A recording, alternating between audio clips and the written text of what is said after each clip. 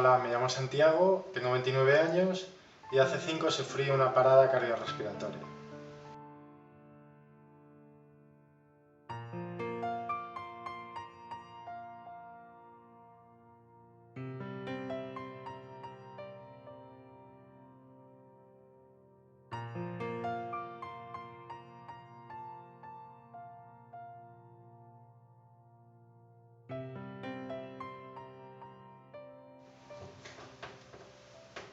Hola, me llamo Santiago, tengo 29 años y hace 5 sufrí una parada cardiorrespiratoria.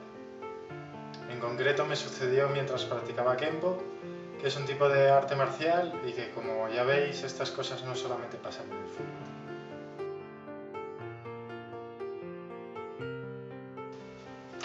Hasta ese momento yo era una persona completamente sana, hacía ejercicio con regularidad y lo que recuerdo de ese día es llegar de la universidad e ir al dojo, al gimnasio como cada lunes, y a partir de ahí ya nada más hasta 4 días después que desperté en la UBI. Cuando desperté en la UBI yo lógicamente quise saber qué había pasado y cuando me lo contaron la verdad es que no me lo terminaba de creer porque era una época en la que recuerdo que yo me encontraba bastante fuerte físicamente y jamás había tenido síntomas de ningún tipo, y hasta que no me dijeron que me mirase el pecho, que fue cuando entonces pude ver la marca que me habían dejado las palas de la reanimación, no me lo acabé de creer. Posteriormente, cuando me contaron cómo fue ese día, pues resulta que yo llegué al dojo, empecé a calentar como de costumbre y en un determinado momento pues me caí inconsciente al suelo. Dando la casualidad de que en ese momento se encontraban conmigo dos compañeros que por sus profesiones conocen cómo realizar una reanimación cardiopulmonar. El primero de ellos es Santi, mi sensei, que es bombero, y el segundo es Charlie, que es policía nacional. Y inmediatamente comenzaron con ella, a la par que se avisó al 112. Esta primera atención tan inmediata facilitó mucho las cosas al equipo médico una vez llegó al lugar y gracias a eso pudo revertir la situación con una mayor facilidad. El día que nos llamó mi padre para decirnos que a mi hermano le había dado una parada cardíaca, no podíamos entender por qué a una persona tan joven se le podía parar el corazón.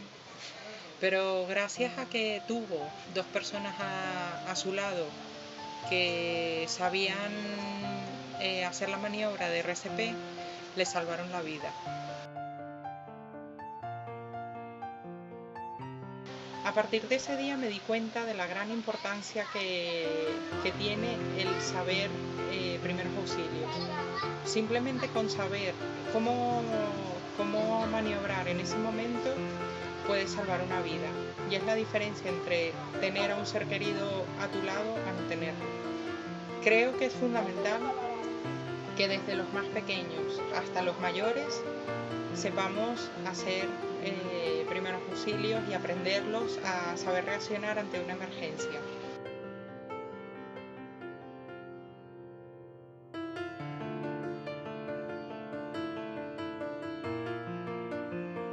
Yo hoy en día pues agradezco infinitamente el haber tenido a esas dos personas que salvaron a mi hermano, porque sin ellos mi hermano no estaría aquí. Y creo que el saber primeros auxilios también nos hace ser más solidarios. Y con eso es con lo que hay que quedarse.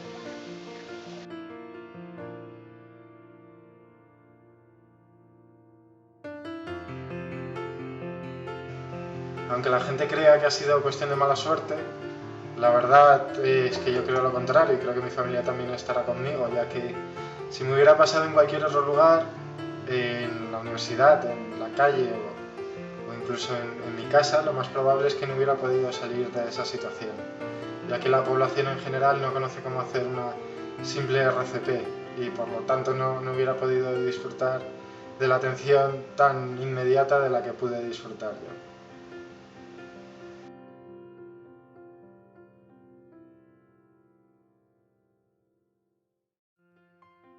Una vez me recuperé, una de las primeras cosas que hicimos, tanto mis hermanas como yo, fue recibir formación en primeros auxilios.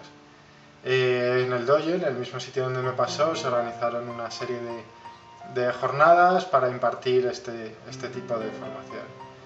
Y fue entonces cuando me di cuenta de lo sencillo pero útil que puede llegar a ser.